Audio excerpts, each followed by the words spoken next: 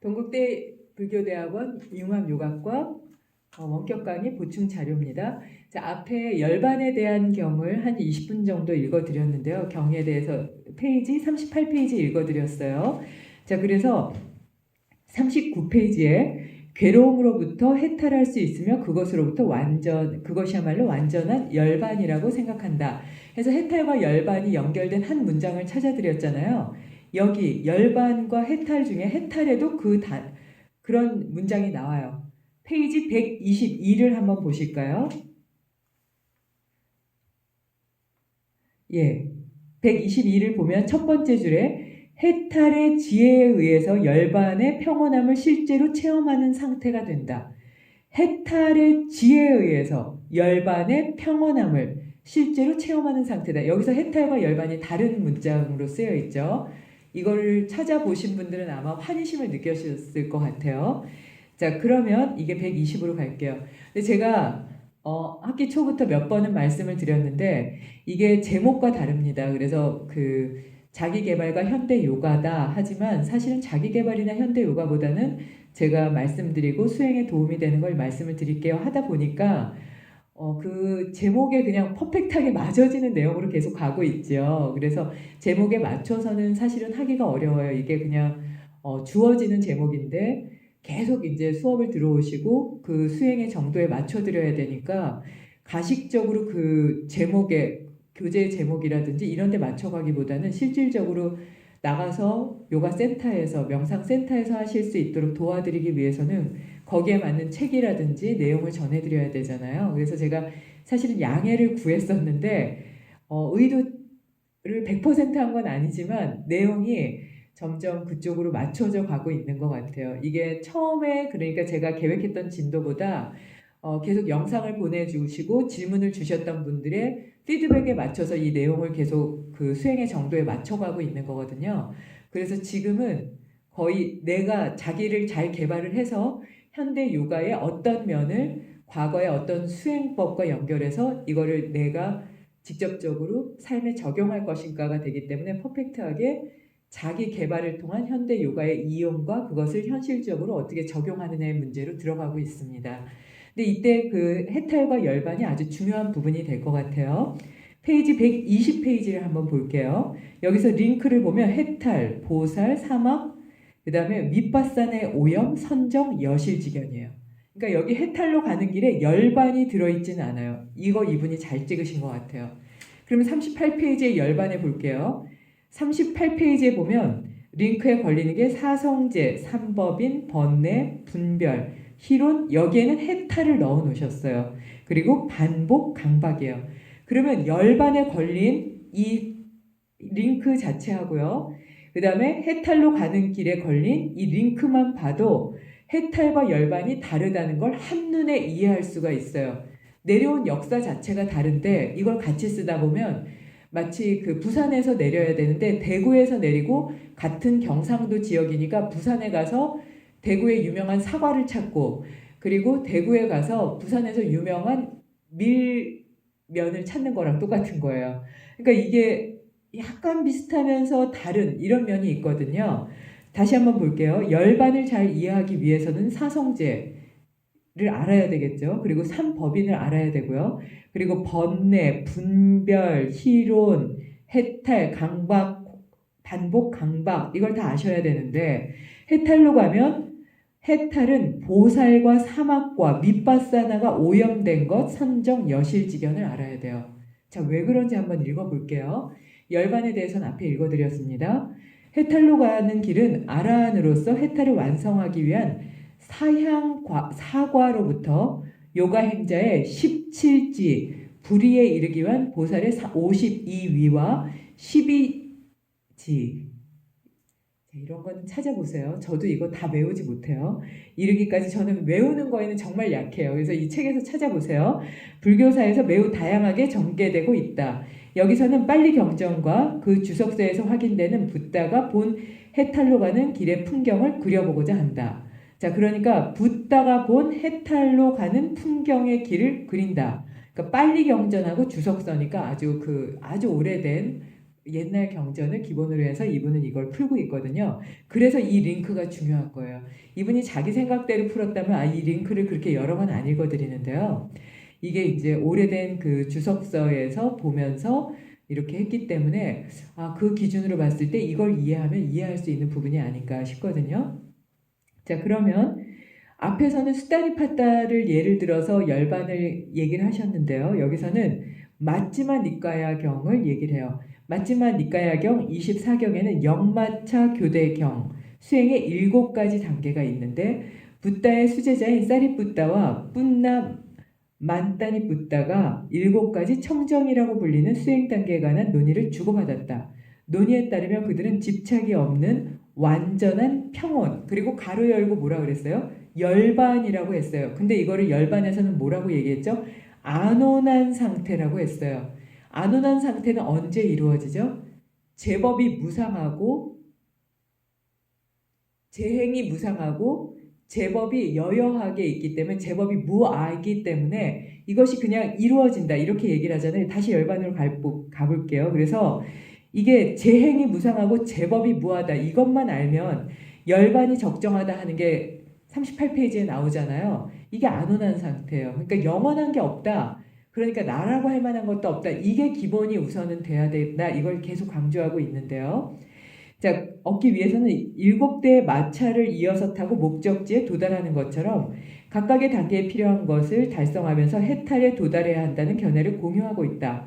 7 청정의 구체적인 내용에 관해서는 청정도론들의 주석서를 기다려야 하지만 그 개요는 다음과 같다. 이거는 청정도론은 이분은 이제 기다렸다고 하시지만 많이 나와 있죠. 그거 보시면 될 것 같아요. 자, 그래서 그 개요만 우선은 쭉 보도록 하겠습니다. 7개입니다. 첫 번째, 계율의 청정이요. 계청정입니다. 출가자로서의 생활 규범, 감각 기관의 제어, 생활 방식의 정화, 의식주와 약을 바르게 사용하는 것에 의해서 생활 습관을 정리하고 후회 없이 생활할 수 있는 상태다. 자, 그러면 여기서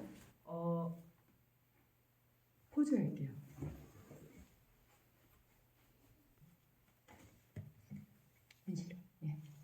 자, 그래서 여기 이제 개청정을 보는데요. 여기서 보시면은 아사나 뿌라나야마 이 책에 보면 제가 이걸 페이지를 좀 잘못 찾아놨는데 두 번에 또는 3번에 걸쳐서 나오는 것 같아요. 그래서 여기 보면 뭐가 있냐면 그러면 의식주 이러면은 의식주와 약을 바르게 사용한다. 그러면 의식주에 대한 상태를 알아야 되잖아요. 그래서 이 책에 보면 어디에 나오냐면 그래서 이거를 책 처음에 사셨을 때 한번 보시라 그랬는데 페이지 13번 있죠. 페이지 13이요. 13부터 의식주가 나와요. 그래서 여기에서 어떻게 옷을 입고 어디에 머물러야 되며 이런 것들이 나오고 여기 말고도 한 군데가 더 있는데 여기 있네요. 수련 장소 14페이지 조용하고 통풍이 잘 되고 해서 의복은 느슨하게 입어야 되고 손목시계나 자식이나 이런 건 하면 안 된다 해서 이게 나오거든요. 그래서 이 책과 같이 보면 더 정확하게 볼 수가 있고요. 자, 그 다음에 심청정, 마음의 청정인데요. 명상 수행으로 얻어진 집중력에 의해서 번뇌가 억압되고 마음이 청정하게 되는 상태다. 견천정이라는 건 그러니까 번뇌가 사라진 상태를 얘기하고요. 바라보는 것이 바른 거예요. 이거 정견하고 같은지 한번 볼게요. 자기 존재를 심신현상으로 보고 그 특징과 작용, 드러나는 방식이나 원인을 관찰하는 것에 의해서 나라는 확신을 떠나고 있는 상태다. 이 나라는 거는 뭐를 얘기해요? 감각적 에고, 그 다음에 욕망적 에고를 얘기해요. 이게 페이지 579로 가볼게요. 579에 보시면 자기의식과 신체 감각, 자기의식은 쉬지 않고 계속된다 해서 이 의식을 보시면 자기 존재에 대해서 견천정에서요. 어떤 자기를 얘기하는지 심리학과 함께 보시면 이해가 되실 거예요. 그래서 심리학에서는 이거를 굉장히 물질적인 면으로 많이 봐서 뇌의 그 기전을 많이 얘기를 해주고 있거든요. 그래서 이 부분과 함께 계속 반복해서 보다 보면 여기 그 579페이지 이 내용부터 583페이지 그 자기의식은 쉬지 않고 계속된다. 그 다음에 신체 감각과 내섭력, 정서를 알아차리면 자기의식이 파생된다. 내측 전전두엽 여기까지의 이론이 함께 좀 공감돼서 이해될 수가 있으실 거예요. 그래서 오온과 심소의 분석은 그 관찰을 위한 틀이다. 그래서 여기 오온과 심소, 마음과 마음 자리요. 5개 이거 오온에 대해서 무더기요. 5개의 무더기와 이거를 보실 필요가 있겠죠. 그래서 앞에서 이거를 찾아보시면 쭉 나와요. 그래서 오온은 페이지 66페이지에 나와요. 66페이지 한번 볼까요? 예, 보시면 오온 해서 반짜 해서 반짜가 5개죠. 반짝깐따 해서 나오는데요. 인간 존재를 색수상행식의 5가지 집합체로 관찰하는 관점에서 무아를 통찰하기 위한 틀이다. 그러니까 제법 무아, 무상이, 제행이 무상하다. 제법이 무하다. 이거를 그냥 외우듯이 알고 계시는 게 도움이 될 수가 있는데요. 붓다는 초전 법륜 직후에서란 무아상경에서 비구들이요. 색, 그러니까 물질적 신체는 무하다. 만약 색이 나라면 색은 병에 걸리는 일이 없고 또한 색에 대해서 나의 색은 이렇게 되어라. 나의 색은 이렇게 되지 말아라. 라고 명령할 수 있을 것이다. 하지만 실제로 색은 무아이므로, 그러니까 물질은요. 색은 병에 걸리고 게다가 색은 나의 색은 이렇게 되어라. 나의 색은 이렇게 되지 말아라. 라고 명령할 수 없다. 색에게요. 그래서 수는 무하다. 라고 서술하고 있다. 그러니까 수라는 거는 느낌을 얘기하겠죠. 인간 존재의 어디를 살펴보아도 변화하지 않고 자신의 생각대로 되는 것은 없다. 변화되지 않는 데가 없죠. 그래서 10년이 지나면 완전히 바뀐다고 했고요. 자아의식은 괴로움을 가져온다는 것을 이해하고 납득하고 관찰하기 위해서 사용된 틀이 아래 5가지로 이어진 오원이다. 자, 이게 그러니까 자아의식이 여기서 나와요.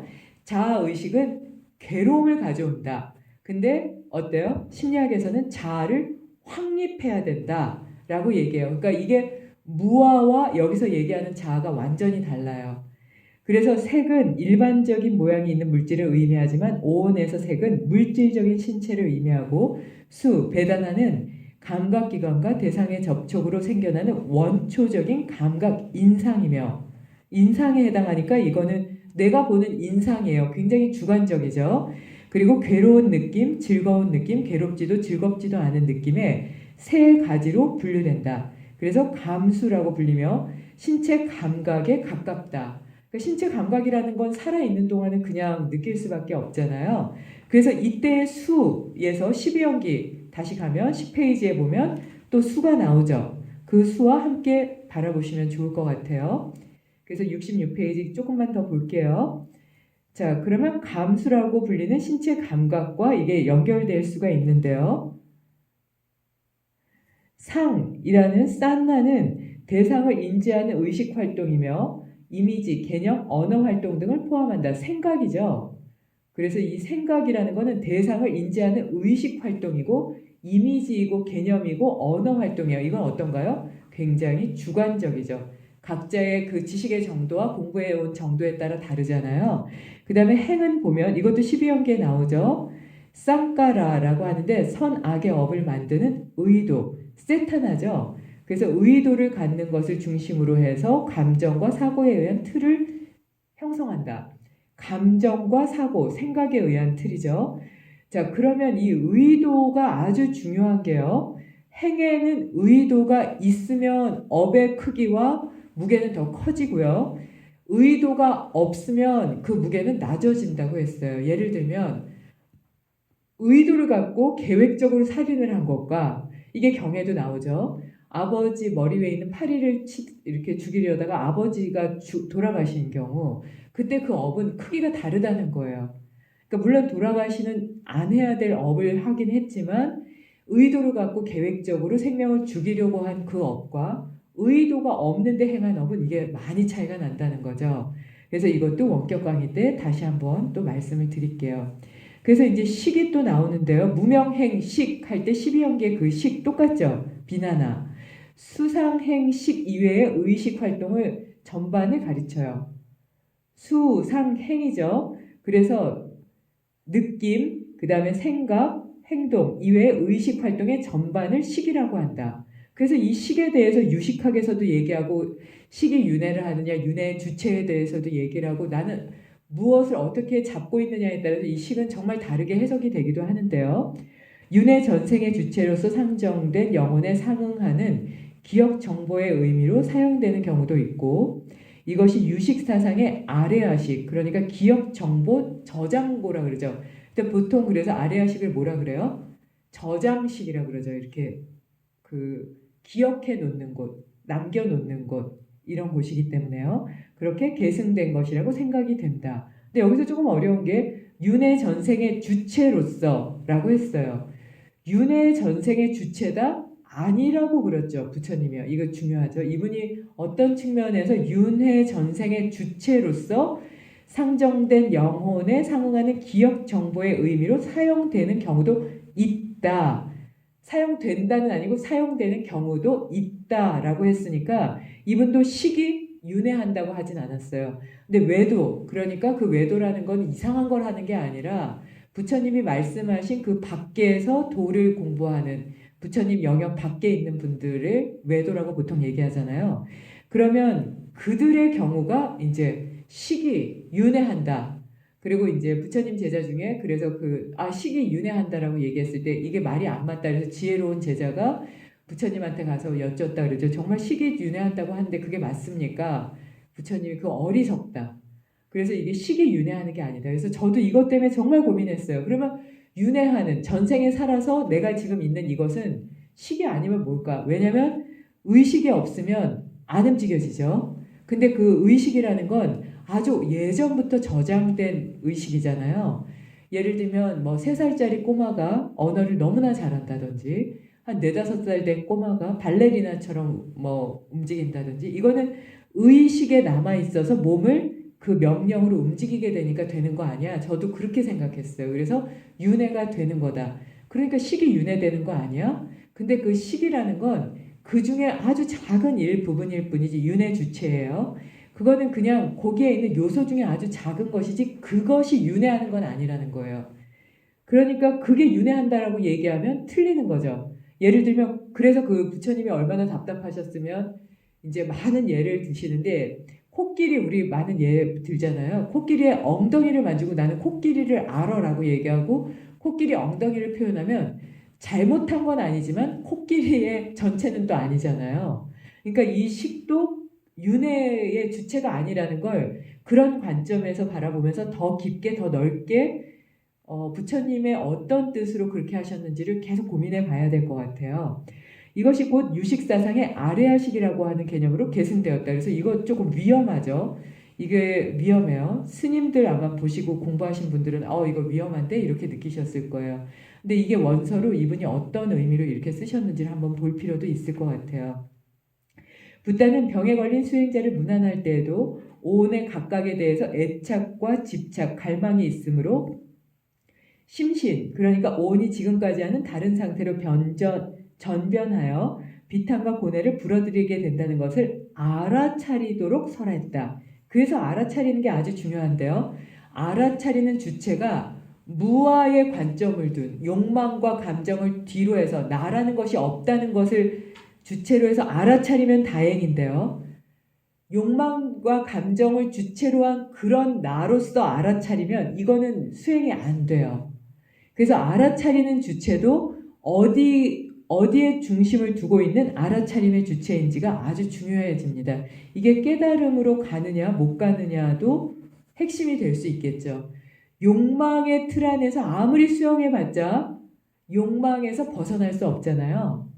근데 거기서 나와야 되는데 거기 욕망의 틀 안에서 아무리 알아차린다고 생각해서 거기서 수용을 열심히 해봤자 알아차림의 개념조차 볼 수 없다는 거예요.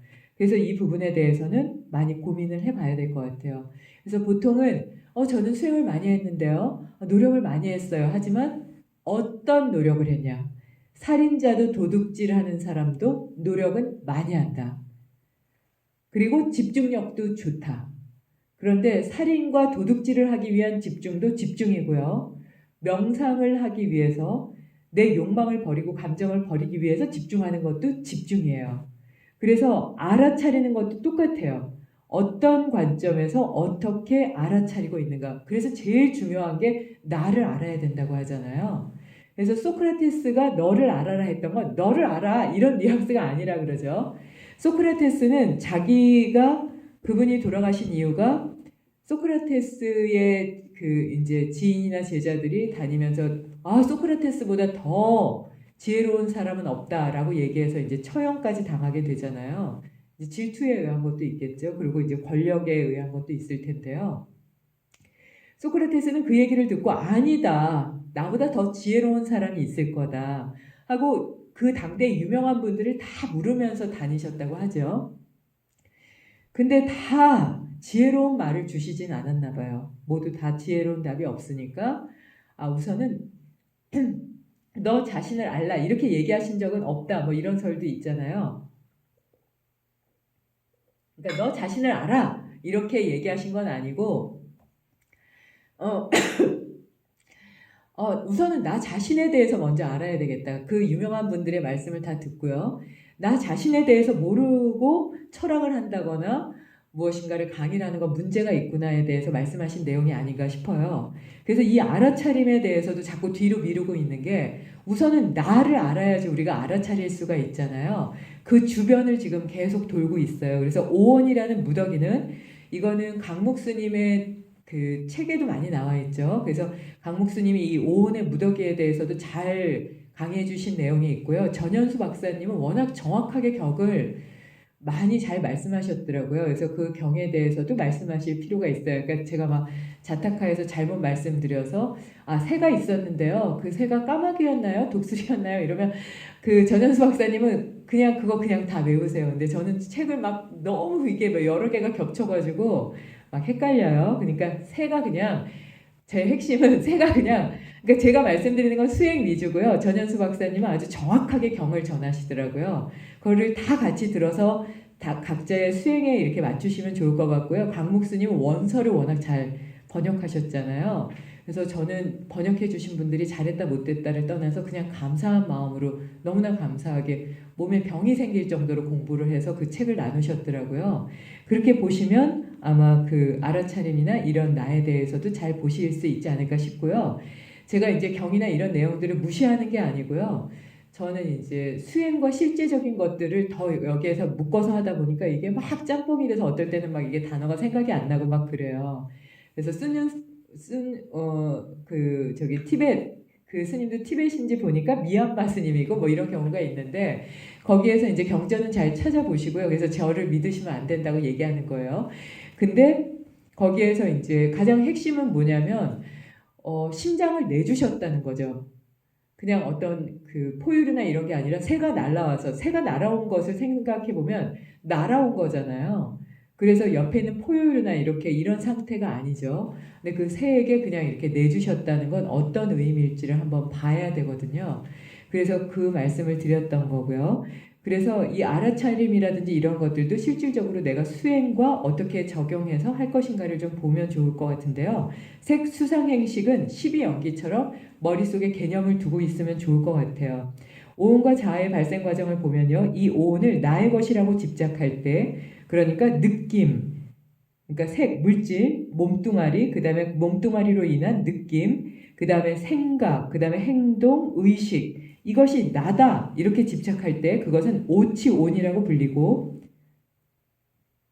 이거를 이제 빤자라는 건 5개죠. 빤자, 우빠다나, 깐다라고 하고요. 오치온은 집착의 대상이 되는 오온이다 라고도 하는데 집착된 오온이다 라고도 본다. 집착의 대상이 되고 집착이 대상이 돼서 그것이 오온이 되기도 하지만 이미 집착이 되어버려서 나와 하나가 된 그것도 오온이다. 이거 기가 막힌 얘기죠. 그래서 집착의 대상이 된 건 약간 거리를 둔 이 상태잖아요. 근데 집착이 되어버린 거예요. 그냥 그게 그건 거예요. 그래서 오온은 그냥 집착 상태로 들어간 거예요. 그것도 자아의 발생에 영향을 미치게 되죠. 오온과 오치온의 구별이 불명료한 곳이 많고 여러 가지 섞여서 사용하는 경우도 적지 않다. 이게 바로 열반과 해탈도 그런 거죠. 그래서 이거를 오온을 지금 계속 읽어드리고 있는 거예요. 그러니까 여러 가지가 섞여서 사용하지 않는 경우가 거의 사실 없을 정도예요. 그래서 이 오온이 대상인지 이거 완전히 차이죠. 이게 나다, 이 책이 나다 하는 것과 여기에 집착하고 있는 건 1인칭과 3인칭의 차이이기 때문에 완전히 달라요. 근데 그것이 막 뒤섞여 있다는 거예요. 그래서 해탈에서 법안이 열려야 오온을 명확하게 파악할 수 있게 된다. 오온이 오치온이 되는 과정에서는 내가 있다 라고 하는 생각의 발생이 중요하다.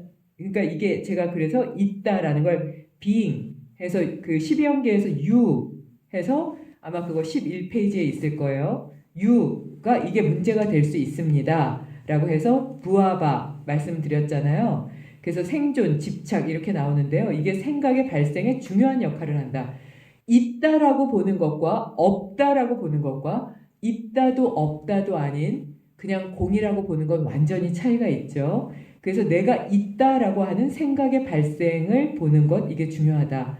주객이 미분화된 채로 존재를 느끼는 상태로부터 주체가 분화되어서 나라는 관념이 발생하고 나의 것이다 라고 하는 소유관념이 나타나서 나는 그것이다 라고 객체화되어 그러한 과정 속에서 그것은 나의 자아다 라는 실제적인 자아의 존재를 느끼고 집착하게 된다. 이거는 자꾸 되씹어 봐야 될 것 같은데요. 이게 미분화된 거예요. 그러니까 이게 주객 미분의 상태는 보통 서양 철학에서 후설이 많이 얘기를 하죠. 그리고 메릴로 뽕띠가 몸에 대해서 얘기할 때 이 주객 미분의 상태를 많이 얘기해요. 이것을 스포츠 심리학에서는 마치 공과 내가 하나 된 것 같다. 또는 저 골대와 내가 하나 된 것 같다. 라고 얘기하면서 뭐 공이 그 야구공이 수박만에 보였다. 탁구공이 축구공만에 보였다. 주객이 미분화된 상태다. 그거를 이제 심리학 용어로는 peak experience flow 이렇게도 얘기를 하죠. 그래서 이것이 아주 중요한 심리학과 아주 직결되는 부분이고요. 요가에서는 마야가 지워진 상태, 환영이 지워진 상태, 그래서 본질적인 내가 각성된 상태랑도 연결해서 같이 공부하시면 도움이 될 수 있을 거예요. 자, 그래서 이거를 객관화시키느냐, 저 집착의 대상을 객관화시키느냐, 그 집착이 곧 나라고 느끼느냐, 이건 아주 중요해요. 그래서 그 집착한 게 나라고 느끼면, 자, 첫 번째, 돈에 집착하면 돈이 나라고 느껴요.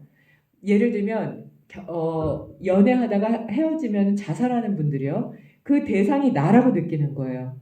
그러면 부모가 자식을 봤을 때 자식이 실망스러운 행동을 하면 아유 내가 너 때문에 못 살아 할 때 자식과 내가 미분된 상태예요. 그래서 이거를 구분한다는 건 아주 중요해서 이거는 원격 강의에도 다시 얘기를 하려고 해요.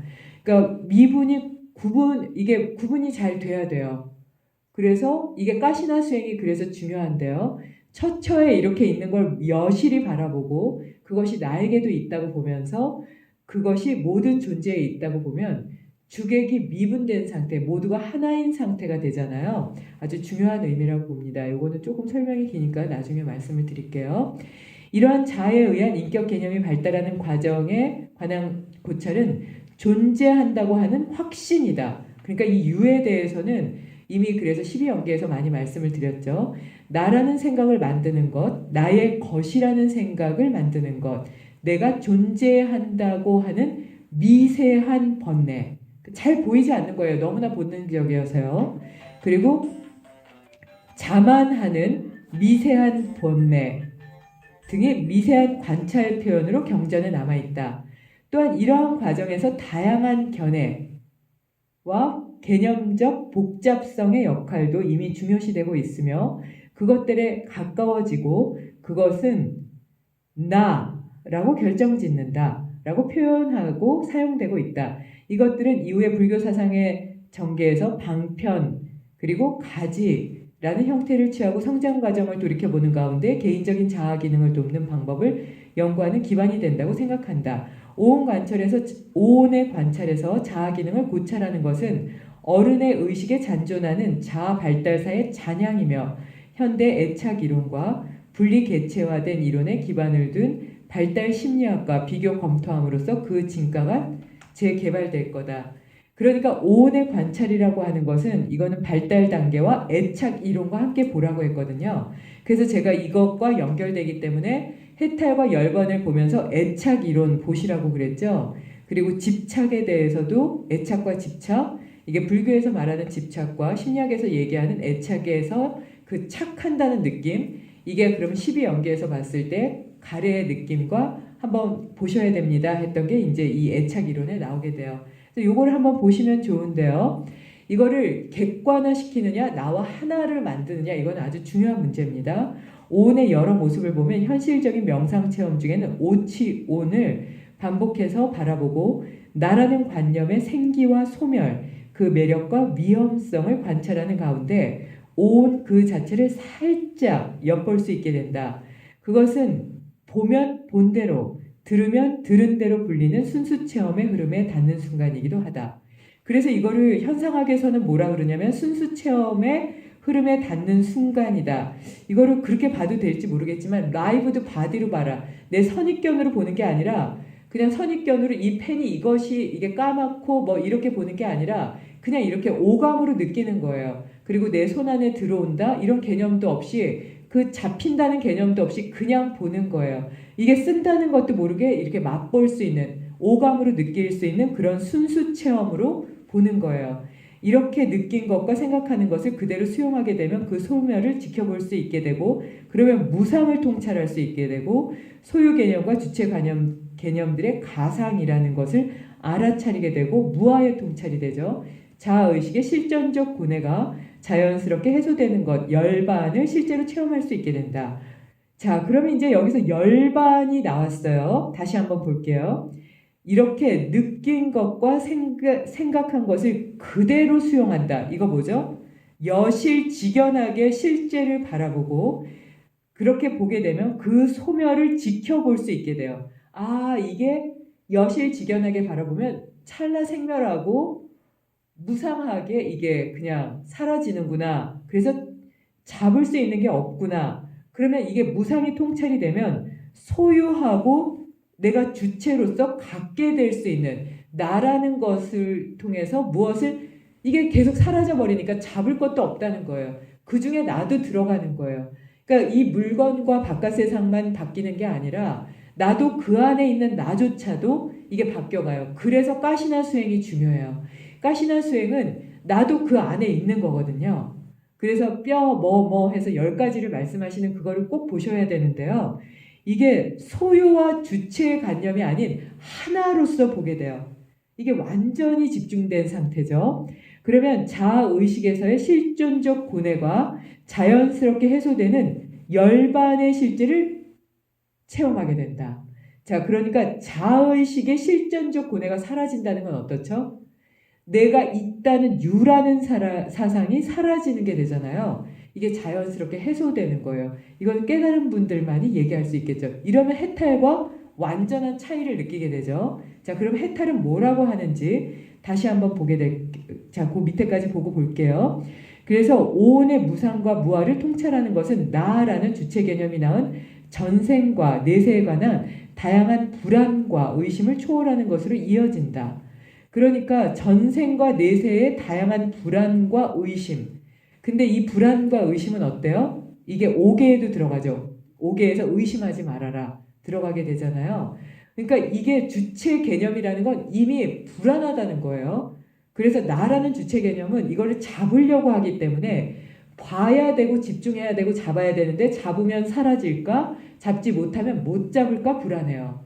그래서 거기에서 초월하는 걸 얘기해요. 그러니까 오온이 무상하다고 느끼는 색수상행식이 이거는 그냥 무상해라고 무상하고 무아야라고 보는 거는 잡을 것도 없고 그리고 거기에서 사라지는 걸 두려워할 것도 없기 때문에 이거는 그냥 불안과 의심이라든지 이런 걸 그냥 초월할 수 있는 지혜, 안온한 상태로 들어가게 되죠. 오온의 생기와 소멸을 있는 그대로 그냥 지켜보는 거예요. 사라지는 거를요. 이게 유식학에서 많이 하죠. 그래서 이게 그 편마다 이렇게 쭉 나오는데요. 뭐 사라지는 그거 걸어갈 때의 모습을 보고 비가 내리는 것을 보고 뭐 이렇게 계속 보게 되잖아요. 그것과 연결해서 보시면 훨씬 더 잘 이해하실 수 있을 거예요. 그래서 개념적 복합성이 초래하는 상주론과 단멸론의 이원론적 양극단에 빠지지 않고 중도 찾아보셔야 되겠죠. 실천을 행하는 무기의 자세를 몸에 익히게 된다. 이 책에 무기도 나와 있으니까 한번 찾아보세요. 싸우는 무기가 아니에요. 없을 무죠. 예, 그래서 또한 오온을 있는 그대로 바라볼 수 있게 되면 이거 뭐죠? 여실직연. 이거 얘기 드렸죠.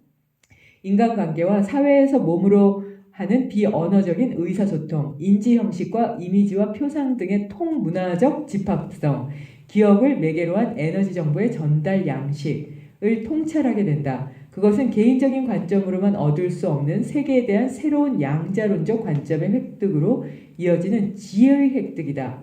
그러니까 무아상경의 과거, 현재, 미래의 모든 오치원에 대해서 이것은 나다 하는 것이 아니다. 이것은 내가 아니다. 이것은 나의 아가 아니다라고 하는 여실직연함으로써 오온에 대한 집착을 떠날 수 있고 더 이상 태어나는 일은 없다.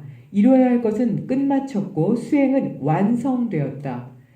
이제 두 번 다시 이러한 상태가 일어나는 일은 없다라고 하는 해탈직연이 다시 일어난다. 자, 그러면 여기에서는 열반이 있고요. 위에요. 자, 밑에는 해탈직연이 일어난다. 자, 그러면 어떻게 되죠? 지금 말씀드린 것처럼 열반과 해탈은 확실히 다르죠. 그래서 다시 페이지 가면 해탈의 길에 페이지를 적어 놓으세요. 자, 그러면 페이지 69도 보셔야 되겠죠. 그럼 열반으로 한번 가보실까요? 열반에는 몇 페이지 보셔야 돼요? 열반에서도 페이지 69를 함께 보셔야 되는 거예요. 그러면 이해할 수가 있겠죠. 자, 그러면 거기에서 보셨을 때 그 67페이지로 다시 넘어가면 여기에서 색수상 행식 하면서 나올 때 선업, 업을 얘기하면서 이게 아레아식과 연결되고 하면서 이제 그 여기서도 미분화된 주객의 상태와 열반의 상태가 이어지니까 같이 보시는 게 중요할 것 같아요. 자, 그러면 이제 다시 121로 갑니다. 도의청정, 심신현상이 연기에 의해서 일어나는 것을 이해함으로써, 자, 연기 몇 페이지에 있죠? 페이지 12에 있죠. 과거, 현재, 내세에 대한 의문과 붓다에 대한 의문 등이 눈 녹듯이 사라진 상태다. 그러니까 이 의문 갖는 건 불성에 대해서는 의문을 갖지 말되 주변의 욕망과 감정이 일어나는 것을 집착하는 상태에서는 그 상태로 집착을 해야 될지 버려야 될지에 대해서 의문을 갖고 그것에 대해서 고민하고 버려야 되잖아요. 그 부분을 잘 말씀해주고 계세요. 연기의 이해는 자기 개념을 구축하는 것을 벗어나고 자기 개념의 그림자가 되는 3세 과거, 현재, 내세죠. 문제도 저절로 해결된다. 이 단계는 해탈의 첫 번째 단계에 유사해서 소예류라고 불린다. 이거 한번 찾아보셔도 좋지만 이런 이름은 굳이 외우실 필요는 없을 것 같아요. 오히려 이런 것들을 불교학과나 또는 그 전문 공부하신 분들이 더 쉽게 풀어주는 게 더 맞을 것 같고요. 이런 단어를 외우는 거는 특별한 경우 외에는 뭐 만트라든지 이런 거 외에는 그렇게 권해드리고 싶지는 않아요. 자, 그 다음에 5번을 보면 도비, 도지, 견천정 나오는데요. 지금까지 청정에서 체험한 것을 무상고 무아의 3특성으로 새롭게 바라보는 동안에 현상의 생기와 소멸을 자세히 바라보게 된다. 이거를 이제 생멸지라고 거기 옆에 나눴는데요. 그러니까 바라보고 사라지고 이거를 찰나생멸하는 걸 잘 보려면 얼마나 집중해야 될까요? 그때 관찰의 집중력에 의해서 광명 등의 신비체험이 발생하고, 자, 이게 이제 광명 때문에 가시나 수행을 계속 말씀을 드렸는데요. 광명 등의 신비체험이 발생되고 그와 함께 일어나는 미세한 집착을 알아차리지 않으면 윗바사나가 오염된다. 여기 보시면 윗바사나의 오염이라는 페이지도 나와요. 윗바사나와 그 191페이지에 나옵니다. 페이지 191을 보면 윗바사나의 오염이 나오는데요. 그 위에 보면 172에 페이지 172에 보면 사마따와 윗바사나가 나와요. 근데 사마따와 윗바사나는 행한다 할 때 동사로 경전에서 한 번 쓰이는 경우가 있대요. 근데 저는 경전을 다 보지는 않았지만 경전의 공부를 집중해서 보신 분이 이 강의를 하시더라고요. 근데 사마따와 윗바사나는 보통 다 같이 쓰신다는 거예요. 멈추어서 사마따, 멈추어서 윗바사나 집중해서 바라보는 거죠. 빗바사나라 그러기도 하죠. 그래서 이것이 오염되는 걸 보면 191페이지 봅니다. 191페이지를 보면 넘어가요. 자, 여기서 윗바사나의 오염에 보면 링크 달린 걸 보면 해탈, 선정, 최면, 변성 의식 상태, 마경, 그림자, 자율훈련법 해서 심리적인 것과 불교적인 게 같이 나와 있고요. 윗바사나 수행이 진전되면 자연스럽게 광명이나 지혜, 지금 191페이지 보고 있습니다. 그 다음에 환희, 가벼움, 이완, 확신, 분발, 확립, 평정하게 바라봄, 미세한 욕구가 발생한다. 미세한 욕구는 매우 미세하며 그 자체가 윗바사나의 성과에 수반되어 나타나는 미세한 기대이기 때문에 그것을 번뇌라고 알아차리기 어렵고 숙련되지 않았을 때에는 놓치기 쉽다. 그러니까 이 미세한 욕구조차도 바라보는데, 예를 들면 아슈람 선생님은 걸어 다닐 때 털이 떨어지면 내 몸에선 몸이 떨어지는 그것도 내가 나를 리프레시하게 만드는 아주 미세한 욕구라는 거예요. 근데 그게 떨어지면 부끄럽다 이렇게 말씀하시더라고요. 근데 저는 사실 머리털이 떨어져도 모를 때가 있거든요. 그러니까 그 정도로 미세하게 바라보는 걸 얘기해요. 미세한 욕구를 자각할 수 없다면 마음은 차츰 그것들에 사로잡히고 들떠서 해탈을 얻었다고 확신해 버리기도 한다. 야, 여기서도 해탈이 나와요. 나 해탈한 것 같아. 나 뭐 이렇게 뭔가 깨달은 것 같아. 뭐 이렇게 얘기하신 거 굉장히 해탈한 것 같아라는 말은 안 하지만 난 깨달은 것 같아라고 얘기하죠. 위험해요. 그래서 내가 해탈한 것 같아라고 얘기하는 그 어리석음으로 들지 않으셔야 돼요. 그래서 들떠서 해탈을 얻었다라고 확신해서는 안 된다는 거죠. 자, 그러면 여기서 다시 보시면, 그래서 다시 이제 넘어갔는데요. 해탈이 또 몇 페이지에 나오죠? 페이지 191에 나와요. 그래서 여기에 120페이지 보면 해탈을 얻었다고 확신한다. 광명 등의 신비 체험과 동일하고 타인과 비교하고 생각대로 사유하려면 무상고부화의 관점에서 여실직연할 수 없게 되고 수행이 정체된다. 그 때문에 이것들을 윗바사나의 오염이라고 불린다. 그러니까 아주 미세한 욕구도 바라봐야 되는데 그게 오염된다. 이게 191페이지랑 같이 연결이 돼요. 자, 미세한 영적 집착을 끝까지 지켜보고 종교적 신비 체험을 넘어서 바른 길을 분별할 수 있는 상태가 된다. 그 다음에 6번을 보면 행도, 직연, 청정이라고 나와요. 윗바사나의 오염을 넘어서 생멸지, 생기고 사라지는 것에 대한 지혜가 성숙하게 되는 것으로 윗바사나의 지혜가 점차로 성장해가는 상태다. 윗바사나의 지혜의 발달은 무너짐을 바라보는 지혜, 이게 찰나생멸이죠. 공포를 보는 지혜, 위험을 보는 지혜, 염호에서 떠나는 지혜, 벗어나고 싶다는 생각을 하는 지혜, 뒤돌아보는 지혜, 평정하게 지켜보는 지혜, 흐름에 따라서 보는 지혜 등으로 분류된다. 이거는 원격 강의할 때 다시 말씀은 드릴 텐데요. 자, 예를 들어 볼게요. 무너짐을 보는 지혜나 뭐 공포, 이거는 우선은 보시고, 염호해서 떠나는 지혜, 이 염호하는 기준이 달라요. 수아미 라마께서는 사람이 살아가면서 가장 지저분한 두 가지를 말씀하셨을 것 같아요. 똥 넣고 오줌 넣는 거, 우리는 냄새나라고 얘기해요.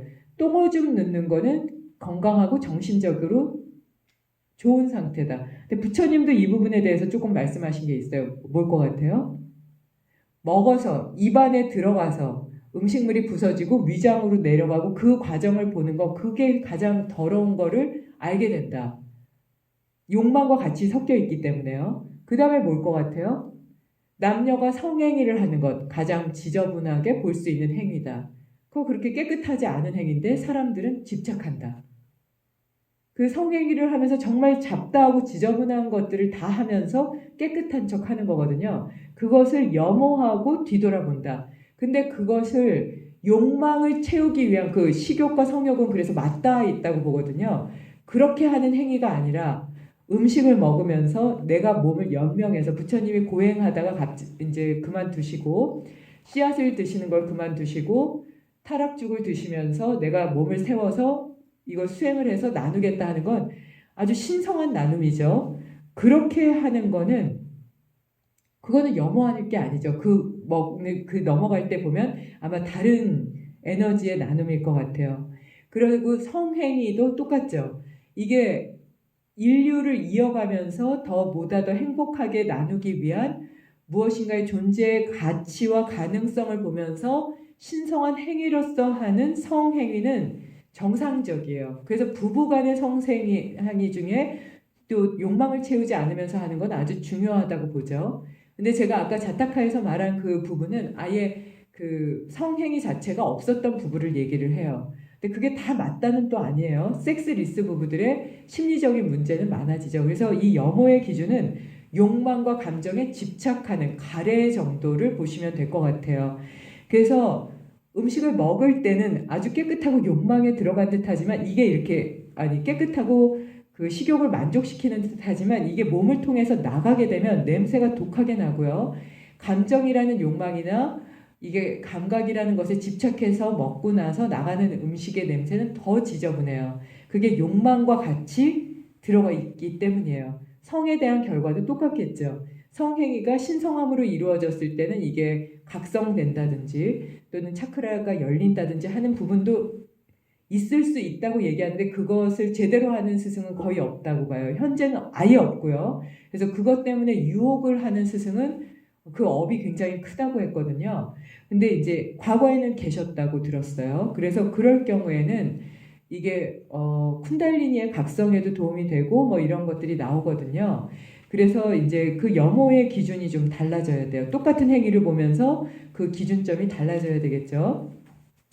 자, 그래서 이 부분은 이제 조금 더 설명을 드릴게요. 그래서 3, 4, 5에 걸쳐서 우울한 상태와 유사한 체험을 하는 경우도 있다. 3은 뭐냐면 위험을 보는 지혜, 염호에서 떠나는 지혜, 벗어나고 싶다고 생각하는 지혜. 그러니까 요거를 지금 설명드린 거예요. 그것은 자기 개념과 자아 이상을 내려놓기 위한 예기 불안과 우울함의 체험이다. 그래서 이거는 좀 설명이 길어질 것 같고요. 자, 직연청정이에요. 유신견이 나옵니다. 12연기 중에 유신견, 있다. 페이지 11에 보시라 그랬죠. 의심을 끊고 성자의 흐름에 들어가는 해탈의 지혜에 의해서 열반의 평온을 실제로 체험하는 상태다. 열반의 지혜에 의해서 해탈의 지혜에 의해서 열반의 평온을 체험한다. 이거 잊어버리시면 안 될 것 같아요. 잘 고민해 보세요. 이후에는 무엇이 일어나고 어떤 변화가 있는가를 관찰하는 지혜가 발생한다. 그러나 사람에 따라서는 이 관찰지가 발생하지 않는 경우도 있다. 해탈에도 자각이 없는 채로 평온하게 생활을 지속하는 경우도 있다. 많이 계셨겠죠. 다음으로 맞지만 니까야 39경 아싸뿌라긴경 사문으로부터 배워야 하는 것에서는 출가 수행자로부터 사람들로부터 공양을 받는 것에 보답하는 자가 되기 위해서 참된 사문과 바라문이 되기 위해서 배워야 하는 것에 관해서 붙다는 17가지 항목을 모아서 정리한다. 자, 이거 쫙 읽어드릴게요. 참된 사문과 바라문이 되기 위해서 배워야 한다. 제대로 된 수행자다. 이렇게 생각하시면 돼요. 요가 선생님들을 그리고 명상하시는 분들은 이거 뭐 스님들은 다 이거보다 더 많은 항목을 지키고 계시죠. 수백 개를 지키고 계시잖아요. 그래서 이거를 그냥 이게 제대로 수행하기 위한 기본이다. 이렇게 생각하시면 어떨까 싶고요. 첫 번째는 참괴를 몸에 익힌다. 참괴라는 거는 이게 부끄러워할 괴, 참 부끄러워할 괴예요. 부끄러워하고 부끄러워한다요. 찾아보시면요. 그래서 자신의 죄나 허물을 스스로 부끄러워서 작용하는 것. 그러니까 부끄러움을 몸에 익혀야 돼요. 부끄러워할 줄 모르고 오만하고 잘못하고도 그걸 잘 이해 못한다면 이게 문제가 되는 거죠. 두 번째는 몸에 의한 행을 청정하게 하고 그것으로 우쭐거리거나 깔보지 않는다. 말에 의한 행을 청정하게 하고 그것을 우쭐거리거나 깔보지 않는다. 생각에 의한 행을 청정하게 하고 그것으로 우쭐거리나 깔보지 않는다. 나 요가 동작이 잘 됐어. 그 선생님은 그것도 안 되더라. 야, 그 선생님 그거 단어도 모르더라. 이런 식으로 아니 어떻게 요가 선생님 그런 생각을 할 수가 있어? 아니 명상가가 어떻게 그렇게 말해? 그 사람 배 나온 것 봐. 아니 요가 했다는데 다리 절고 다니더라. 이런 식으로 얘기하는 것 이게 이제 문제가 되는 거예요. 그래서 이게 제가 처음부터 강조했던 게 요가 동작 못해도 됩니다. 이거는 요가는 죽어서도 가능한 건데 늙어서도 가능한 건 당연한 건데 겉포장만 보고 얘기하는 건 너무나 어리석고 그거는 큰 악업으로 들어가고 우선 내가 수행이 안 돼요. 그래서 그런 기준을 우선은 버려야 될 것 같고요. 그래서 깨달은 분들의 많은 분들이 한쪽으로 이렇게 기울어져 있거나 휠체어를 타기도 하고 지팡이를 짚고 다니시기도 하면서 그분들의 깨달은 지식을 그냥 두려움 없이 나누셨던 건 왜 그랬나를 한번 꼭 보셔야 될 것 같아요. 생활 방식을 청정하게 하고 열고 결함이 없이 지키는다. 자, 이것도 이제 그 원격 강의 때 말씀을 드릴게요. 식사에 있어서 적절한 양을 하고 적절한 행의 완성을 위해서 식사를 받는다. 아주 중요한 문제죠, 식사요. 좌선과 경행 등에서 각성하도록 힘쓰고 주의 깊게 생활 방식을 행한다. 일상의 일수거 일투족에서 알아차림을 유지하고 올바르게 자각한다. 실수가 없어야 돼요. 그리고 고요한 자연 가운데 혼자 명상하고 마음을 가리는 활동으로부터 마음을 정화시킨다. 그러니까 이 덮개 있죠. 옥에 나를 가리는 것, 그걸 다시 보셔야 돼요. 자, 그 다음에 대상 11번이요. 대상으로 향한 마음을 향하여 관찰하는 생각이 있고 즐거움과 안락이 있는 제1선에 머문다. 생각이 소멸하고 즐거움과 안락으로 충만한 제2선에 머문다. 즐거움을 떠나고 평정과 알아차림, 마음챙김 페이지 363, 페이지 130을 보세요. 자각을 갖추고 신체가 이완된 제3선에 머문다. 이완에 대해서는 이게 아사나 프라나야마 무드라 간다 책을 보시고요. 자, 이거 이완에 대한 거 페이지 쫙 읽어드렸죠. 거기 다 보세요. 안락을 떠나고 평정에 의해서 일어나는 알아차림이 정화된 제4선에 머문다. 많은 과거생을 떠올리는 지혜의 마음을 기울인다. 죽음과 재생의 과정을 보는 지혜의 마음을 기울인다. 번뇌를 소멸하는 지혜의 마음에 기울인다. 14에서 15를 이행할 때는 선정에서 나와서 여실직연에서 14, 15를 보세요.